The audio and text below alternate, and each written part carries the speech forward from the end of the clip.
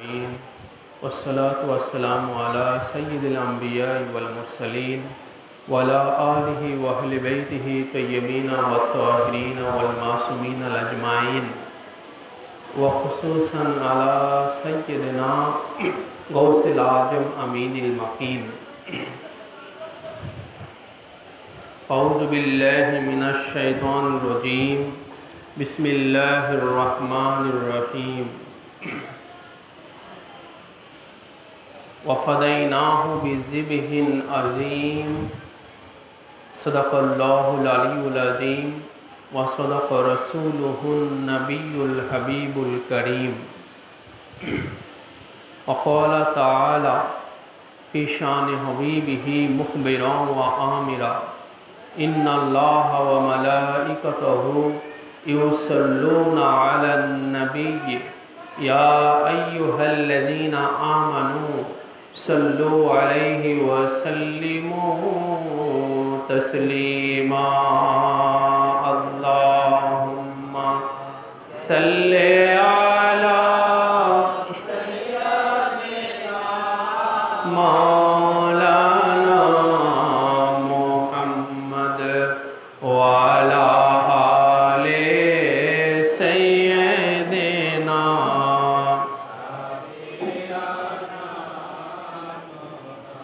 اللهم صل على مولانا محمد وعلى آل سيدنا.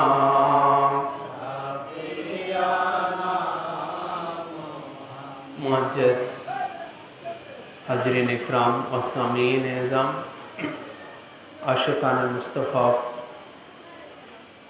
اور محبان واجداران شہدائے کربلا، آج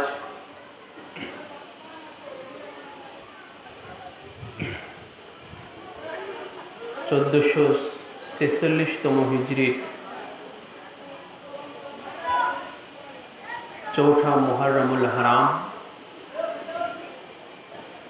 অত্যন্ত শোকাবহ হৃদয় বিদারক এই মুহূর্ত। কেননা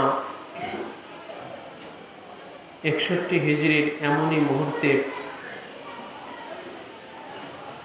সৈয়দুশ শুহাদা শহীদে কারবালা মৌলা ইমামে আলী মাকাম মৌলা হুসাইন আলাইহিসসালাতু ওয়াসসালাম, যিনি কারবালার জমিনে হাজারো হাজার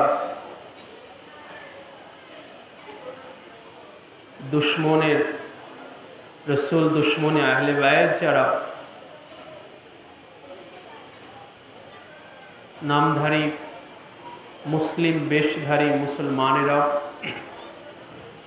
কারবালার জমিনে ইমাম পাকের বিরুদ্ধে যারা ইমাম পাককে ঘেরাও করে, ইমাম পাককে আবদ্ধ করে যারা অবস্থান করছে, তাদের প্রত্যেকের উপরে আল্লাহ পাকের অভিসমপাত বর্ষিত হোক, সবাই বলি আমিন। এবং যে নিপীড়িত খানদানে মুস্তাফা ইমামে আলী মাকাম ও তার আলা আওলাদগণ, আত্মীয় স্বজন ও সফর সঙ্গীগণ যারা কারবালার জমিনে নির্মমভাবে মাহসুরি হালাতের মধ্যে, তিনাদের উপরে আল্লাহ পাকের সালাত ও সালাম আল্লাহ পাক বর্ষিত করুক, সবাই বলে আমিন। ইমাম পাক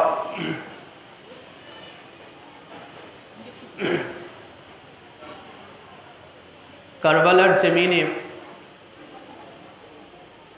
দুশরায় মুহররমুল হারাম তাশরিফ আওয়ারি গ্রহণ করেছিলেন। আমরা জানি, ইতিমধ্যে আমরা জেনেছি, গত 3রায় মুহররমুল হারামে কুফা হতে ওমর ইবনে সাদ লানাতুল্লাহি আলাইহি তার নেতৃত্বে, তার সেনাপতির দায়িত্বে 5000 সৈন্য নিয়ে অবস্থান করেছিল, সেটাও আমরা জেনেছি। এইভাবে প্রত্যহ কুফা হতে উবাইদুল্লাহ ইবনে জিয়াদ লানাতুল্লাহি আলাইহি, আল্লাহ পাকের অভিসম্পাত বর্ষিত হোক ওদের উপরে, প্রত্যহ উবাইদুল্লাহ ইবনে জিয়াদ ইমাম পাক কারবালাতে আসার খবর পাওয়ার পর থেকে প্রতিদিনই কুফা থেকে হাজার হাজার সৈন্য পাঠিয়ে দিত কারবালাতে। এইভাবে শেষ পর্যন্ত আশুরা পাকের আগ পর্যন্ত কমসে কম 22,000 এবং ঐতিহাসিকগণ বলেছেন যে 30,000 পর্যন্ত সৈন্য শুধু কারবালাতে এসেছিল। সর্বনিম্ন 22,000, এর নিচে না। কোনো কোনো ঐতিহাসিকগণ বলেছেন যে 30,000-এর উপরে সৈন্য শুধু কারবালাতে এসেছিল। এরপরেও কুফাতে আরও ছিল এবং দামেস্কে তো ছিলই। দামেস্কে যে ইয়াজিদ ইবনে মুয়াবিয়া লানাতুল্লাহি আলাইহিমা যেখানে অবস্থান করছিল এবং ওখান থেকেই সে এই হুকুমগুলো জারি করছিল কুফার গভর্নর উবাইদুল্লাহ ইবনে জিয়াদের উপরে। আর উবাইদুল্লাহ ইবনে জিয়াদ কুফা থেকে কারবালা সে পরিচালিত করছিল।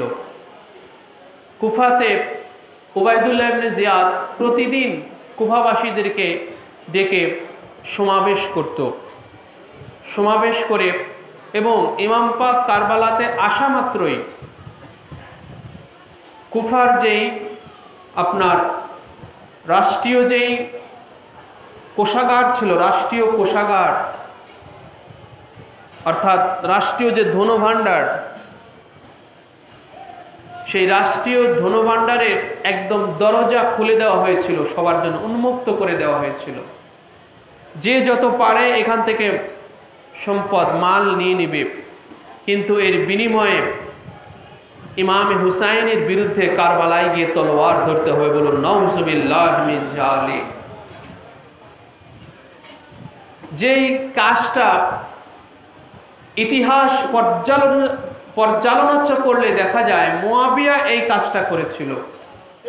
মুয়াবিয়াও তার রাষ্ট্র পরিচালনার সময় যখন সিফিনের যুদ্ধে মাওলায়ে কায়নাত পাকের বিরুদ্ধে সিফিনের যুদ্ধ যখন যাবে সেই সময় এবং বিভিন্ন সময় এই রাষ্ট্রীয় কোষাগার মুয়াবিয়া খুলে দিত, আর দুনিয়া লোভী যারা তাদেরকে হাত করে নিত। দুনিয়ার ধন সম্পদ দিয়ে, ক্ষমতা দিয়ে আহলে বায়াতের বিরুদ্ধে মানুষকে লেলিয়ে দেওয়া, এটা মুয়াবিয়ারই কাজ ছিল। সেই মুয়াবিয়ার সেই কাজ, মুয়াবিয়ার সেই চরিত্র, মুয়াবিয়ার সেই বৈশিষ্ট্যটাই জেনেটিভভাবে ওর বংশের মধ্যে, ইয়াজিদের মধ্যে এটা পরিস্ফুটিত হয়েছে, এটার বাস্তবতা দেখা গিয়েছে। যার দরুন ইয়াজিদও সে দামেস্কের ওই রাষ্ট্রীয় কোষাগার খুলে দিয়েছে এবং কুফারও ওই রাষ্ট্রীয় যে কোষাগার সেটারও দরজা খুলে দিয়েছে সর্বসাধারণের জন্য, জনগণের জন্য, আম জনগণের জন্য, সবার জন্য খুলে দিয়েছে। যে যার মতো নিয়ে নিবে, কিন্তু বিনিময়ে যেতে হবে কারবালায় ইমাম আলী মাকামের বিরুদ্ধে। নাউজুবিল্লাহ মিন জালিক। এমন জঘন্যতম কার্যকলাপে ওরা নিজেদেরকে একদম মেতে উঠেছিল, নিজেদেরকে নিয়ে মেতে উঠেছিল এমন জঘন্যতম কাজে। তো উবাইদুল্লাহ ইবনে জিয়াদ সে প্রতিনিয়ত এই কুফা থেকে সৈন্য পাঠাতো কারবালাতে। আমরা শুধু আমরা জানি যে ইমাম পাক 10ই মুহররম আশুরার দিন তিনি কারবালায় শহীদ হয়েছিলেন, কিন্তু কারবালার ইমাম পাকের এই শহীদ হওয়ার আগে, এই 10ই মুহররমের আগের যে ঘটনাগুলো, এগুলো অত্যন্ত আফসোস এবং পরিতাপের বিষয়।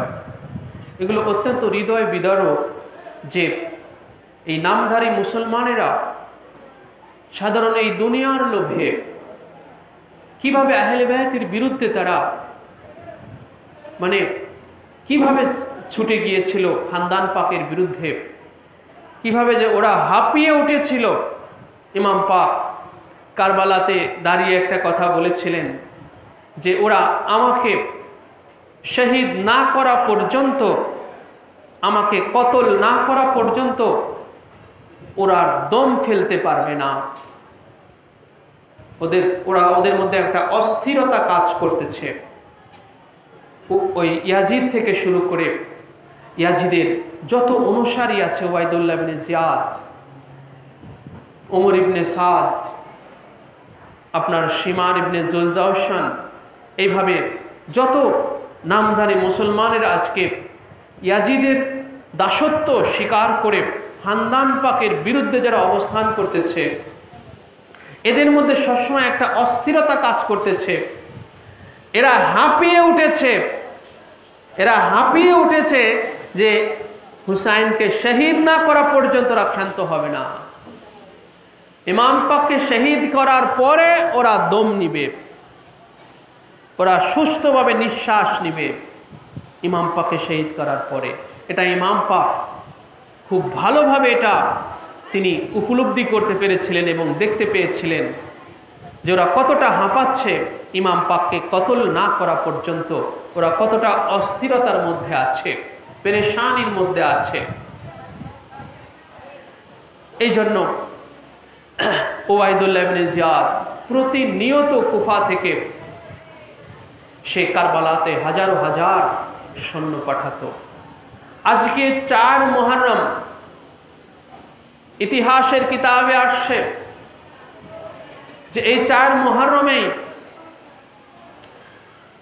ওবায়দুল্লাহ ইবনে জিয়াদ কুফা হতে শিমারের নেতৃত্বে প্রায় 6000 শিমার এবং আরো কয়েকজন নেতৃত্ব পর্যায়ের ব্যক্তি, কুফার যারা নেতৃত্ব পর্যায়ের, কুফার যারা ছিল, কুফার অধিবাসী যারা নেতৃত্ব পর্যায়ের, তাদের নেতৃত্বে এবং শিমারের নেতৃত্বে এই আজকে 4 মুহররমে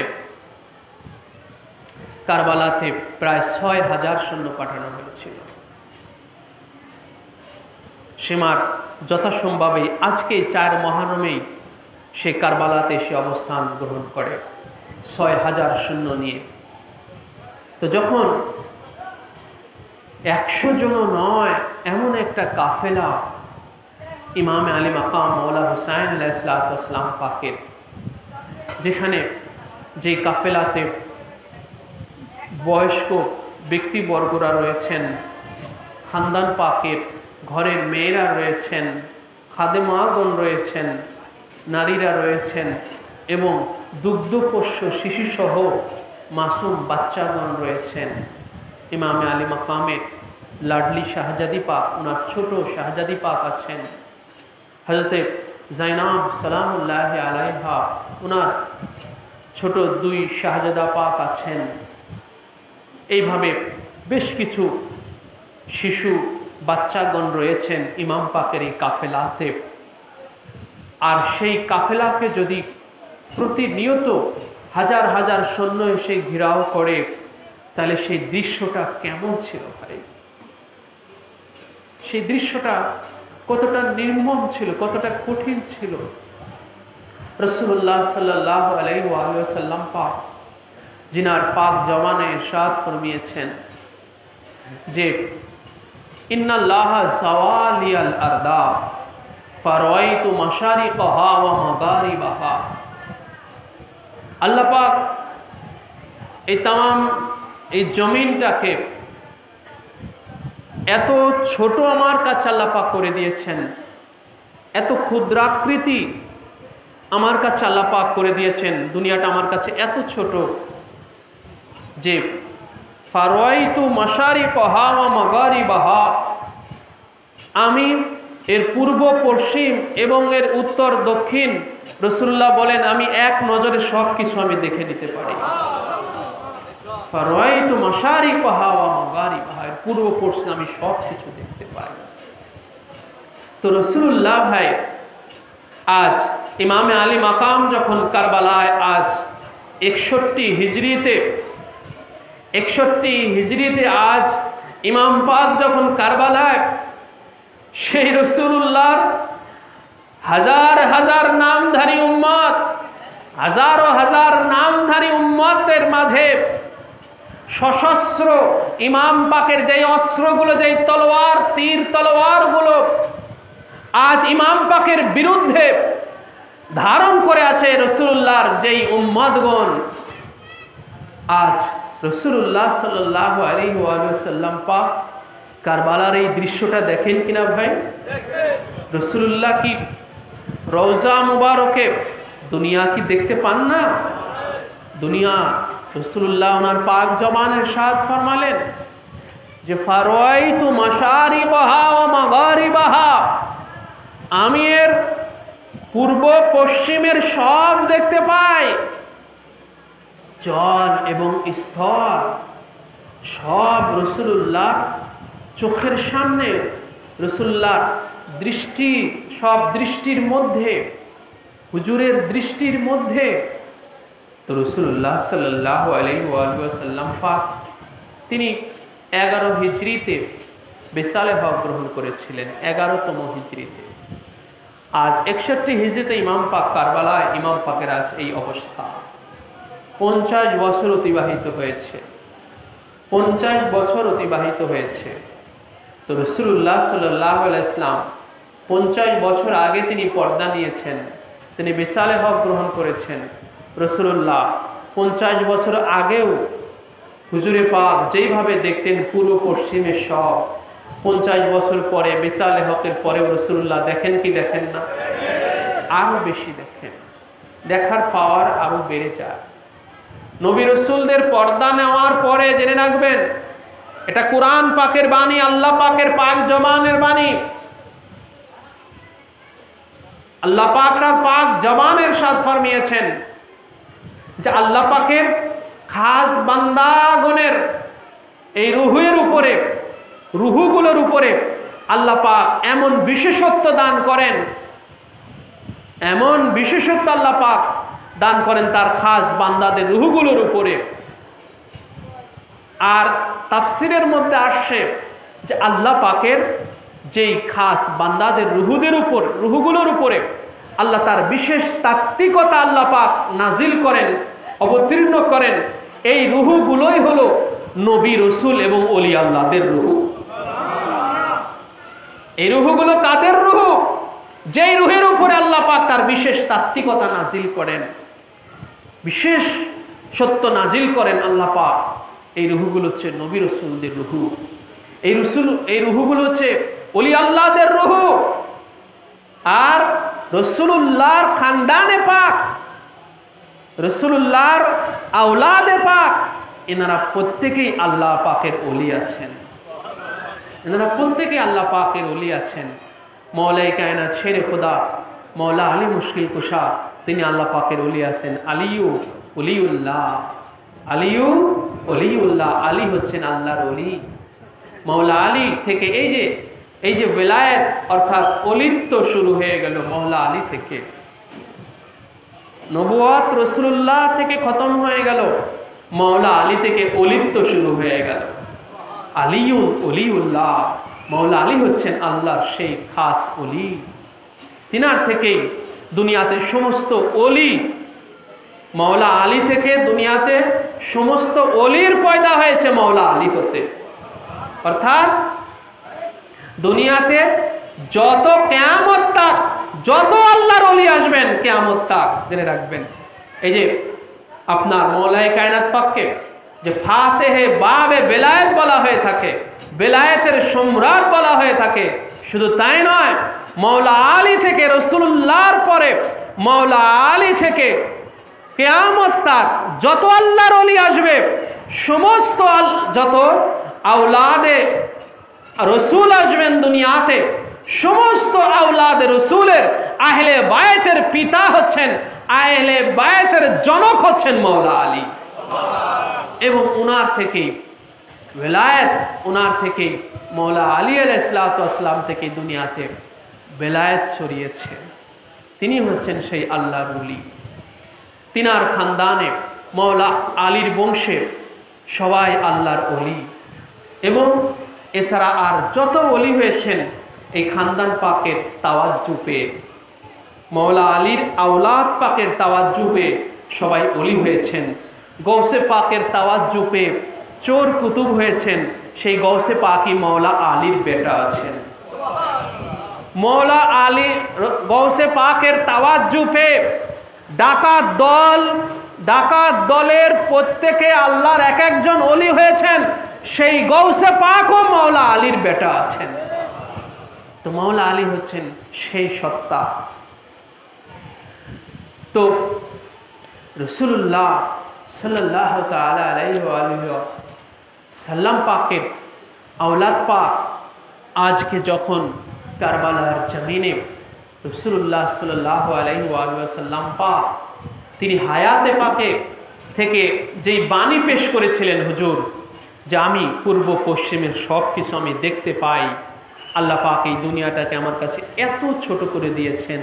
তো ওই দেখার ক্ষমতাটা, ওই দেখার পরিধি, ওই দেখার শক্তি রাসূলুল্লাহ উনি যখন 11 হিজরিতে পর্দা নিলেন, বেসালেহা গ্রহণ করলেন, এই বেসালেহা গ্রহণ করার পরে রাসূলুল্লাহর এই দেখার পাওয়ারটা, এই দেখার শক্তি অর্থাৎ পূর্ব পশ্চিম দেখার যে পাওয়ার, দেখার যে শক্তি, এটা আরো বেড়ে গিয়েছে।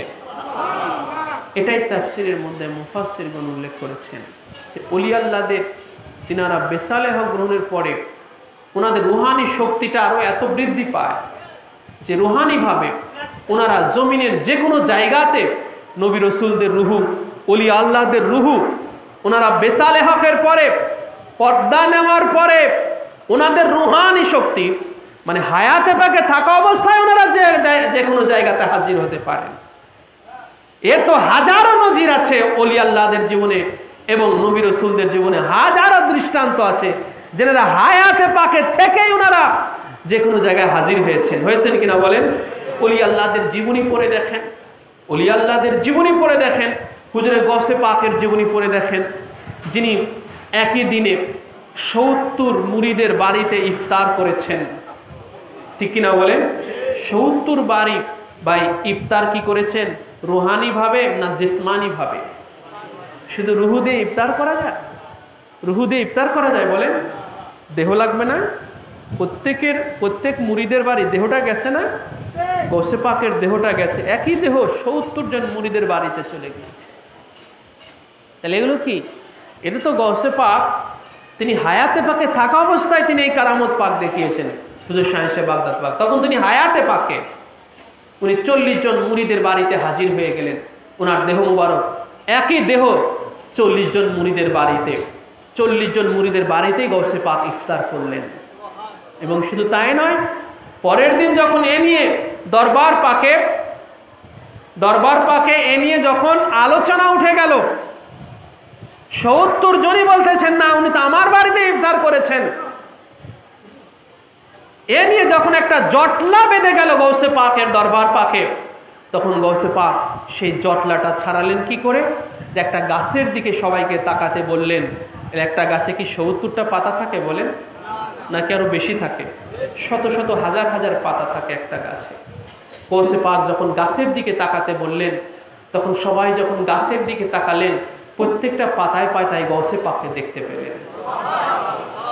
এই যে দেখেন ইনাদের এগুলো হচ্ছে রুহানি বা আধ্যাত্মিক খোদা প্রদত্ত শক্তি বলে এটাকে। খোদা তাআলার কুদরত, এগুলো খোদার কুদরতটা, খোদার এই কুদরত মানে আল্লাহ পাকের ক্ষমতা, আল্লাহ পাকের সেই ঐশী শক্তি। কুদরত ইলাহি আমরা বলি, কুদরত ইলাহি মানে আল্লাহ পাকের শক্তি। কুদরত ইলাহির অর্থ হচ্ছে আল্লাহ পাকের শক্তি, আল্লাহ পাকের মহান শক্তি। তো আল্লাহ পাকের কুদরতটা আল্লাহ পাক কখনো কখনো ওনার বান্দাদের দ্বারা প্রকাশ করেন। জেনে রাখবেন, আল্লাহ পাকের কুদরতটা, আল্লাহ পাকের এই বিশেষ ক্ষমতা, এই বিশেষ শক্তি পাওয়ার আল্লাহ পাক কখনো কখনো ওনার খাস বান্দাদের দ্বারা, তিনি নবী রসুলও হতে পারেন, তিনি ওলিও হতে পারেন, তিনাদের দ্বারা আল্লাহ পাক জাহির করেন, প্রকাশ করেন। যেমন গৌসে পাক আল্লাহ পাকের সেই খাস বান্দা, জিনার মাধ্যমে আল্লাহ পাকের কুদরত প্রকাশিত হচ্ছে। এগুলো এই যে ভাই, যে কোনো জায়গাতে হাজির থাকা, এটা তো আল্লাহ পাকের একটা বৈশিষ্ট্য, তাই না? এটা আল্লাহ পাকের একটা গুণ। আল্লাহ পাক সর্বত্র বিরাজমান, আল্লাহ পাক সর্বত্র বিরাজমান। তো আল্লাহ পাকের সেই গুণগুলো তার খাস বান্দাগণ যখন নিজের মধ্যে ধারণ করেন, আল্লাহ পাকের গুণগুলো আল্লাহর খাস বান্দাগণ তাদের নিজেদের মধ্যে ধারণ করেন। কেন? ওনারা যখন আল্লাহর মধ্যে যখন বিলীন হয়ে গেছেন, আল্লাহতে যখন হারিয়ে গেছেন। সাগরের মধ্যে ডুব দিলে সাগরের পানিতে যে ডুবে তার গা ভিজে যায় না? বলেন ভেজে কি ভেজে না? আপনি যখন লবণাক্ত সাগরে যখন ডুব দিবেন, আপনার শরীরটা লবণাক্ত হবে, ঠিক কি না?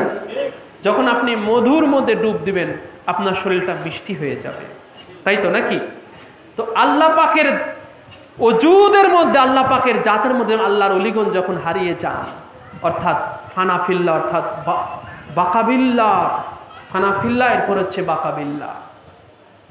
প্রথম হচ্ছে ফানাফিল্লা, তারপর হচ্ছে বাকাবিল্লা। এই যে তরিকার জগতের এই যে ভার্সনগুলো, এই যে ভার্সনগুলো তরিকার জগতের, ফানাফিল্লা, বাকাবিল্লা, এগুলো অলি আল্লাহরা যখন সেই বাকাবিল্লার পর্যায়ে চলে যান, আল্লাহ পাকের সাথে যখন বিলীন হয়ে যান, তখন সেই ওই যে আল্লাহর বৈশিষ্ট্য তখন ওনাদের গায়ে মেখে যায়। আমি আপনি সাগরে, লবণাক্ত সাগরে চুবলে আমার আপনার শরীরটা লবণাক্ত হয়ে যায়, মানে সাগরের গুণ আমার আপনার গায়ে জড়িয়ে গেল। মধুতে চুবলে মধু আমার আপনার গা মিষ্টি হয়ে যায়, মধুর আমার আপনার গায়ে মেখে গেছে, ঠিক কিনা বলেন? তো অলিগণ যখন আল্লাহতে যখন হারিয়ে যান, আল্লাহর মধ্যে যখন বিলীন হয়ে যান, তো আল্লাহর বৈশিষ্ট্য অলিদের গায়ে মেখে যায়। যার কারণে গৌসে পাক, ওই পাতায় পাতায় গৌসে পাককে দেখা যায়, পাতায় পাতায় গৌসে পাককে দেখা যায়। ৭০ জন বাড়িতে গৌসে পাক হাজির হয়ে যান। এগুলো খোদা তাআলার কুদরত, খোদার বৈশিষ্ট্য আল্লাহ পাকের এই খাস বান্দাদের মধ্যে যখন পরিস্ফুটিত হয়ে যায়, জাহির হয়, প্রকাশ হয়, যখন ওনারা ওই পর্যায়ে চলে যান।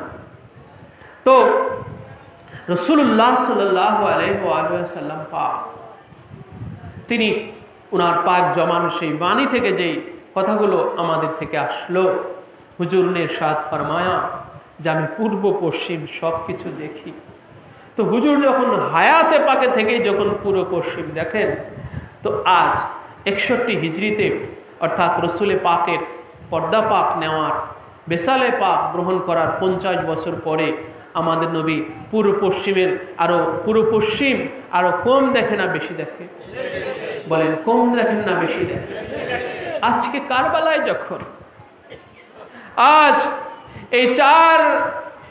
আজ এই চৌঠা মুহররম পাকে, মুহররমের 4 দিনে যখন সেই কারবালায় রাসূলুল্লাহর এই লেবাসধারীরা, রাসূলুল্লাহর পাগড়ি পরে, রাসূলুল্লাহর টুপি পরে, রাসূলুল্লাহর জুব্বা পরে, রাসূলুল্লাহর স্মরণে দাড়ি রেখে, আজ যখন রাসূলুল্লাহর দেহের অংশ, কলিজার টুকরা, রাসূলুল্লাহর জানের চেয়ে মোহাব্বতের, রাসূলুল্লাহর জিগার গুশা মওলা হুসাইনকে যখন আজ কারবালার ময়দানে ইমাম পাকের বিরুদ্ধে অস্ত্র ধারণ করে যারা অবস্থান করতেছে, ইমাম পাককে ঘেরাও করে, যে ইমাম পাকের সাথে রাসূলুল্লাহর ঘরের মেয়েগণ আছেন, ইমাম পাকের দুগ্ধপোষ্য শিশু বাচ্চা আছেন। ভাই রাসূলুল্লাহ এগুলো দেখেন কিনা? হুজুর দেখতেছেন কিনা বলে? তো হুজুর যখন এই দৃশ্যটা দেখতেছেন, তো রাসূলুল্লাহর কাছে সেটা কতটা কষ্টের ব্যাপার ছিল।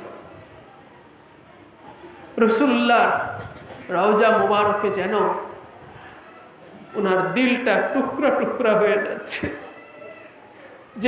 যেই হুসাইন মায়ের আম্মা জানের ঘরেও যদি দোলনাতে মওলা হুসাইন যদি কখনো কেঁদে উঠতেন, আমার নবী তিনি হযরত আয়েশার ঘর ছেড়ে দৌড়ে চলে যেতেন খাতুনে জান্নাত পাকে আতহারের ঘরে, গিয়ে বলতেন, ফাতেমা আমার হুসাইন কাঁদে কেন? তুমি জানো না হুসাইনের কান্না আমাকে কষ্ট দেয়।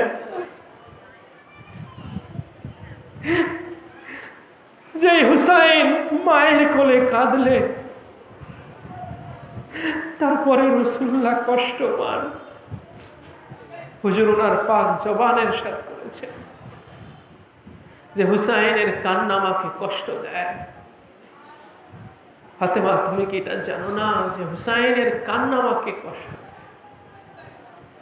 তো এই কষ্টটা কোথায় দেয় ভাই? ইমাম পাকের কান্না যখন রসুলের কাছে কষ্ট লাগে, তো কষ্টটা কোথায় লাগে বলেন? কোথায় কষ্ট লাগে? কলিজায়, দিলে, দিলে লাগে কষ্ট। একজনের কান্না দেখে যখন আরেকজনের কষ্ট লাগে, জেনে রাখবেন সেই কষ্টটা কিন্তু দেহের উপরে লাগে না, দিলের উপরে লাগে, কলিজার উপরে লাগে। তো রাসূলুল্লাহ যেই মওলা হুসাইনের কান্নাটা, মায়ের কোলের কান্না রাসূলুল্লাহর দিলে কষ্ট দেয়। আজ সেই হুসাইন যখন কারবালায় হাজার হাজার রাসূলুল্লাহ সেই বেশধারী, রাসূলুল্লাহর সুন্নতের বেশধারী সেই উম্মাদের মাঝে যখন মাওলা হুসাইন আজ বন্দী হয়েছেন, আর পঙ্গপালের মতো কুফা থেকে হাজার হাজার ছুটে আসতেছে, ওদের ভিতরেই ভয়। আমার মওলার ভিতরে কোনো ভয় ছিল না। আমার মওলাকে ওরা ভয় দেখাতে পারে নাই। ওরা যে এত হাজার হাজার আসতেছে, স্বভাবতই ইমাম পাকের হয়তো ভয়, ওনার ভিতরে ভীতির সঞ্চার হওয়ার কথা।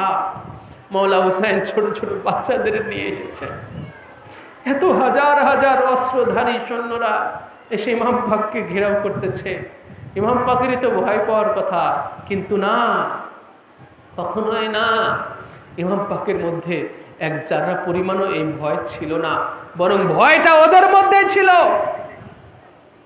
ভয়টা ওদের মধ্যেই কাজ করতেছিল মূলত, যে আমরা তো হাজার হাজার হওয়ার পরেও এই শেরে খোদার হায়দারে কাররারের বেটা ইমাম হুসাইনের সাথে আমরা হাজার হাজার হওয়ার পরেও আমরা পারবো কি না, এই ভয়টা ছিল ইয়াজিদের ভিতরে।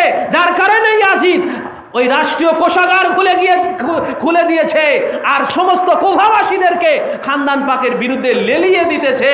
উবাইদুল্লাহ ইবনে জিয়াদের মধ্যে ভয়টা ছিল, যার কারণে উবাইদুল্লাহ ইবনে জিয়াদ, কারণ ওই খায়বারে এই উবাইদুল্লাহ ইবনে জিয়াদ খায়বারে হায়দারে কাররার মাওলায়ে কায়নাত পাকের সেই আধ্যাত্মিক ক্ষমতা, সেই বিলায়েতি ক্ষমতা এই উবাইদুল্লাহ ইবনে জিয়াদ খায়বারে দেখেছিল তো, যে মাওলায়ে কায়নাত পাকের সেই কি শৌর্য, বীর্য, কি মহাশক্তি, কি আধ্যাত্মিক শক্তি ওরা খায়বারে দেখেছিল হায়দারে কাররারের মধ্যে।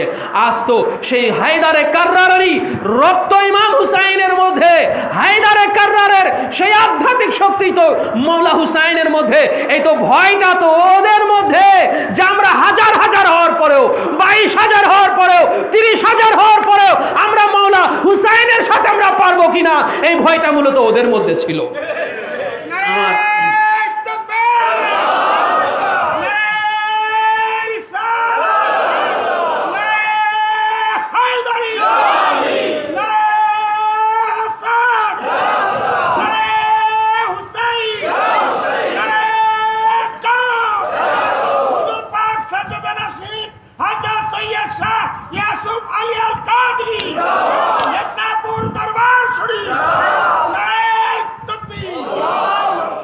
ইমাম পাক ওদের মধ্যে যে আসলে ভয়টা কাজ করছিল, এই ভয়টা কিন্তু ঠিকই ছিল।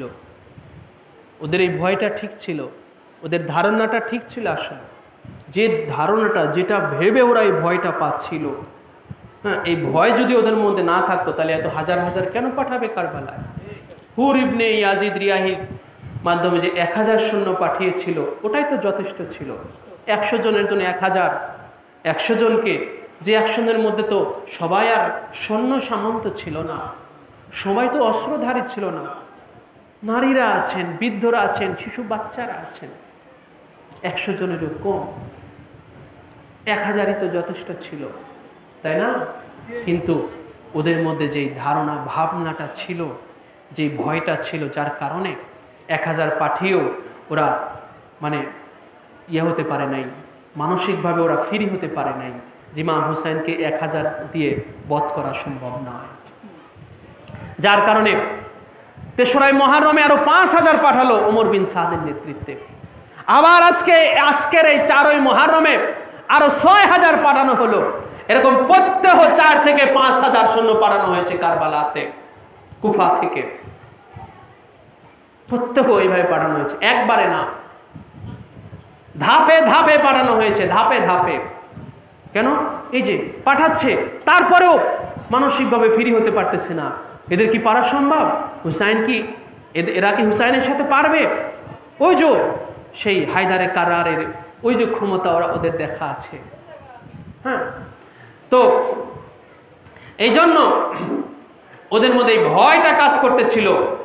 আসলে তো ভাই আমার মাওলা ইমামে আলী মাকাম তিনি যদি আসলে ওনার ক্ষমতা দেখাতেন, তাহলে কিসের 22,000, কিসের 30,000, লক্ষ লক্ষ আসলেও আমার মাওলার সামনে ওদের কি পারা সম্ভব ছিল বলেন? কিন্তু আমার মাওলা তো আজ ক্ষমতা দেখানোর জন্য কারবালাতে আসেন নাই, উনি তো নিজেকে উৎসর্গ করার জন্য কারবালাতে এসেছেন। যার কারণে কারবালাতেই তো ওরা এই সুযোগটা পেয়েছে, তাই না? কারবালাতে এই জন্যই তো ওরা এই সুযোগটা পেয়েছে। তবে ইমাম পাকের এই নিজেকে এই উৎসর্গ করার হাজারো রাজ আছে, জেনে রাখবে। ইমাম পাক ওদের উপরে তো গালেবও হতে পারতেন, ওদের উপরে ওদের সবাইকে শেষ করে দিয়ে ইমাম পাক জিন্দা থাকতে পারতেন। পারতেন কিনা বলেন? ইমাম পাক ওদের সবাইকেই শেষ করে দিয়ে 3 দিনের বুখার্ত হওয়ার পরেও, 3 দিনের তৃষ্ণার্ত হওয়ার পরেও ইমাম পাক ওদের সবাইকে শেষ করে দিতে পারতেন, শেষ করে দিয়ে ইমাম পাক জিন্দা থাকতে পারতেন। কিন্তু ইমাম পাকে আজ কুরবানি হওয়ার, ইমাম পাকের জিবে আজিম হওয়ার হাজারো রাজ আছে, জেনে রাখবেন। হাজার নিগুড় রহস্য আছে যেটা আমাদের জ্ঞানের বাইরে, যেটা আমাদের জ্ঞানের টোটালি বাইরে। শুধু এতটুকু আপনাদের কাছে আমি আমার ক্ষুদ্র জ্ঞানে আমি বলতে পারি, জেনে রাখবেন যে ইমামে আলী মাকাম মাওলা হুসাইন আলাইহিসসালাম তিনি নিজেকে আত্মহুতি দিয়ে, নিজেকে উৎসর্গ করে ইমামে আলী মাকাম তিনি হুসাইন এমন এক সত্তা হয়ে গেছেন, হুসাইন এমন এক সত্তা হয়ে গেছেন, নিজেকে কুরবানি নাজরানা করে আল্লাহর সাথে দেওয়া সেই ওয়াদা পূর্ণ করে ইমাম পাক তিনি এমন এক সত্তায় পরিণত হয়ে গেছেন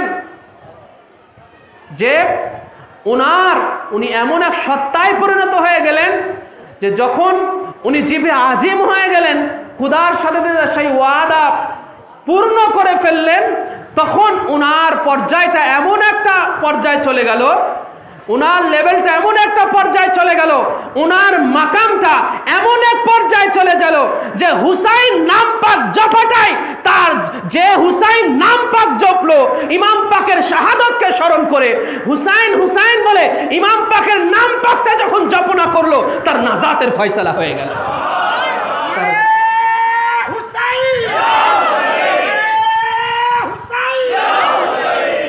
ভাই আমি গত একটা জুমাতে বলেছিলাম যে আমরা যে পশুটা জবাহ করি, এই পশুটা হাদিস শরীফের মধ্যে আসছে, হাশরের ময়দানে এই পশুর উপরে পুলসিরাত পার হয়ে চলে যাবে যার কুরবানিটা কবুল হয়। পশু যদি আমাকে আপনাকে পুলসিরাত পার করে নিয়ে যায়, একটা পশু জবে হয়ে আমাকে আপনাকে পুলসিরাত পার করে নিয়ে যাচ্ছে, আর মৌলা ইমাম আলী মাকাম মৌলা ইমামে হুসাইন যিনি তামাম নবী রাসূলদের সর্দারের মর্যাদা লাভ করেছেন, হ্যাঁ এমনি এমনি ইমাম হাসান এবং হুসাইন, ইমামে হাসান এবং হুসাইন, ইমামে হাসান তিনার যে নির্মম শাহাদত বিষ প্রয়োগে দেখেন, তিনি ওই এমন এক সত্তায় পড়েন ইমাম হাসান এবং হুসাইন, তিনাদের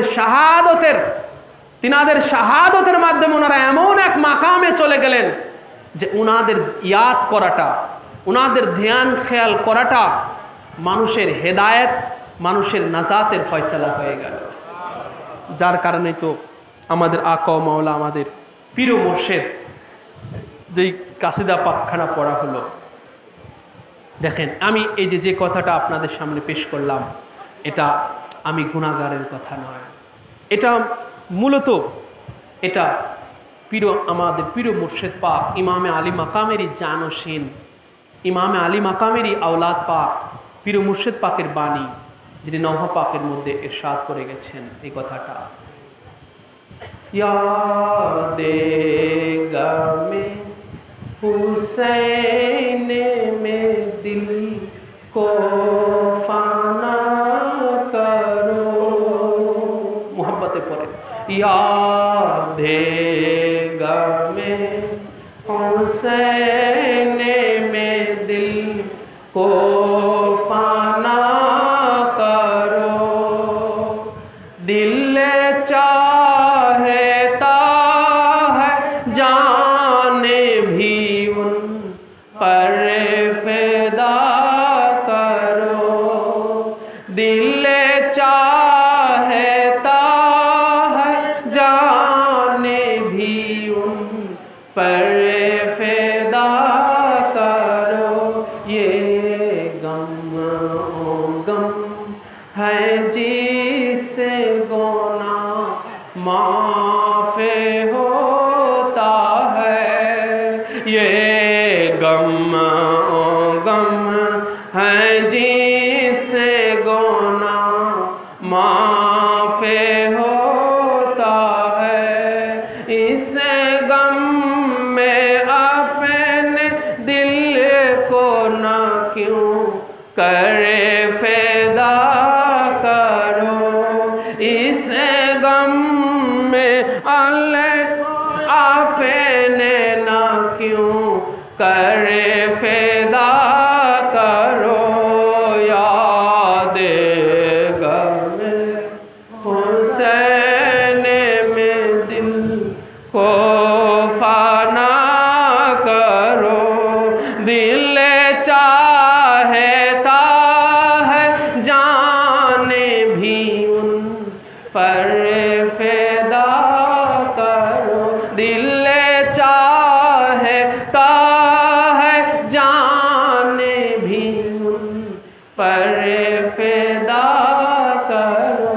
ইমাম পীর মুর্শিদ পাক এটাই ইঙ্গিত দিয়ে গেলেন যে হুসাইন এমন এক সত্তা হয়ে গেছেন, হুসাইন শহীদ হয়ে এমন এক সত্তার হয়ে গেছেন, এমন এক মাকামে চলে গেছেন যে ওনার ইয়াদে, ওনার দুঃখ, ওনার শাহাদতের ইয়াদে তোমার দিলটাকে ফানা করে দাও, তোমার জানকে কুরবানি করে দাও।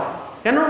যে ये गम है जिससे गुनाह माफ होता है, যে ইমাম পাকের এই দুঃখ, ইমাম পাকের জন্য দুঃখ প্রকাশ করা, ইমাম পাকের জন্য আফসোস প্রকাশ করা, ইমাম পাকের জন্য ব্যথিত হওয়া, দুঃখিত হওয়া, ইমাম পাকের জন্য শোকাতুর হওয়া, ইমাম পাকের জন্য শোক প্রকাশ করা, শোক জাহির করা, এটা এমন এক মর্তবা, এটা এমন এক আমল, যেই আমলের দ্বারা, যেই শোক পালনের দ্বারা, যেই দুঃখ বেদনা প্রকাশের মাধ্যমে গুনাহ মাফ হয়ে যায়, গুনাহ মাফ হতা হ্যায়, গুনাহ মাফ হয়ে যায়। আচ্ছা ভাই, আপনারা সবসময় মোল্লাদের কাছে শুনেন, আল্লাহ কুরআন পাক পড়লে প্রত্যেকটা হরফে কয়টা করে নেকি? প্রত্যেকটা হরফে 10টা করে নেকি। কুরআন পাক পড়লে, কুরআন পাক পড়ার সময় প্রত্যেকটা হরফে 10টা করে নেকি। কোন মোল্লার কাছে কখনো শুনেছেন যে কুরআন পাক তেলাওয়াত করলে প্রত্যেক হরফে 10টা করে গুনাহ মাফ হয়? কারো কাছে শুনেছেন কখনো 10টা করে নেকি পাওয়া যায়, 10টা করে গুনাহ মাফ হয়? কুরআন পাকের আয়াত পাকের ওই হরফগুলোতে 10টা করে গুনাহ মাফ হয়, বরং 10টা করে নেকি হয়। এই দেখবেন মোল্লারা লবণ না কয়ে বলে নুন বলো, নুন, নুন একটা হরফ আছে। মোল্লারা মানে সওয়াবের প্রতি কত তাদের লোভ, খালি সওয়াবের লোভ, কত সওয়াবের মোল্লারা লবণ বলে না, কয় নুন বলো, নুন। কেন? নুন একটা আরবি হরফ, নুন বললে কয় নুন কও, লবণ কও না, নুন কও, 10টা নেকি হবে, নুন কও, 10টা নেকি হবে। শুধু নেকির দিকে ওদের ধ্যান, খেয়াল, কিন্তু গুনাহ মাফটা কোথায় আছে সেই খেয়াল নেই, তাই না? আল্লাহ পাক, রসুল পাক সাল্লাল্লাহু আলাইহি সাল্লামের জবান পাকে ইরশাদ হলো যে কুরআন পাক পড়লে, কুরআন পাক পড়লে শুধু 10টা সওয়াব হয়, আর গুনাহ মাফের কথা, গুনাহ মাফ হয় না, কিন্তু রাসূলুল্লাহর উপরে একবার দুরূদ পড়লে শুধু 10টা সওয়াব হয় না, 10টা গুনাহ মাফ হয়। তেমনি ইমামে আলী মাকাম মাওলা হুসাইন আলাইহিস সালাম এমন এক সত্তায় পরিণত হয়েছেন, এমন এক মাকামে চলে গিয়েছেন যে উনার দুঃখকে ইয়াদ করা, উনার শাহাদতে দুঃখিত হওয়া, ব্যথিত হওয়া, শোকাতুর হওয়া, এটা গুনাহ মাফের তরিকা হয়ে যায়, গুনাহ মাফের একটা ওসিলা হয়ে যায়, গুনাহ মাফের ওসিলা হয়ে যায়। তো গুনাহ মাফ আছে রাসূলুল্লাহর দরুদে, গুনাহ মাফ আছে আহলে বায়ত খানদান পাকের জিকিরের ভিতরে, মাওলা আলীর জিকিরে, ইমামে হাসান আলাইহিস সালামের জিকিরে, ইমাম হুসাইন আলাইহিস সালামের জিকিরে আছে গুনাহ মাফ, গুনাহ মাফ আছে এখানে, তাই না? তো এই জন্য আল্লাহ পাক আমাদের অ্যাটেনশনটাকে, আমাদের দৃষ্টিটাকে আল্লাহ পাক তিনি রাসূলুল্লাহ এবং রাসূলুল্লাহর খানদান পাকের দিকে দিয়ে দিয়েছেন, যে রাসূলুল্লাহ এবং রাসূলুল্লাহর খানদান পাকের দিকে তোমাদের দৃষ্টি দাও, তোমাদের অ্যাটেনশনটা, তোমাদের মনোযোগটা ওই দিকে দিয়ে দাও। আল্লাহ পাক এইভাবেই আমাদের কোরআন পাকের মধ্যে আমাদের নির্দেশনা প্রদান করেছেন। আজকে সেই ইমামে আলী মাকাম মাওলা হুসাইন আলাইহিস সালামের এই বেদনাহত, এই নির্মম, এই মুশকিলাতের এই সময়টা আমরা জিকির করতে পেরে আল্লাহ পাকের কাছে আমরা এই দোয়া মাঙ্গি, আল্লাহ পাকের কাছে আমরা এই আশা রাখি যে হে খুদাবান কুদ্দুস মাওলা মেহেরবান, আজকে 4 মুহররম আমাদের আকা মাওলা কারবালার জমিনে যে মাহসুরি হালাতে ছিলেন, যে মজবুরি হালাতে ছিলেন, সেই মজবুরি, সেই মাহসুরি, সেই মজলুমি হালাতের ইয়াদে, জিকিরে কাল হাসরের ময়দানে মওলার ছত্রছায়া, মওলার আশ্রয়ে, মওলার কদমের ছায়াতলে আমাদের একটু ঠাঁই দান করো। আল্লাহ পাক কবুল ও মঞ্জুর করুন, আমিন। ওমা আলাইনা ইল্লাল বালাগ। আসসালামু আলাইকুম ওয়া রাহমাতুল্লাহি তাআলা ওয়া বারাকাতুহু। মাতুম গুজার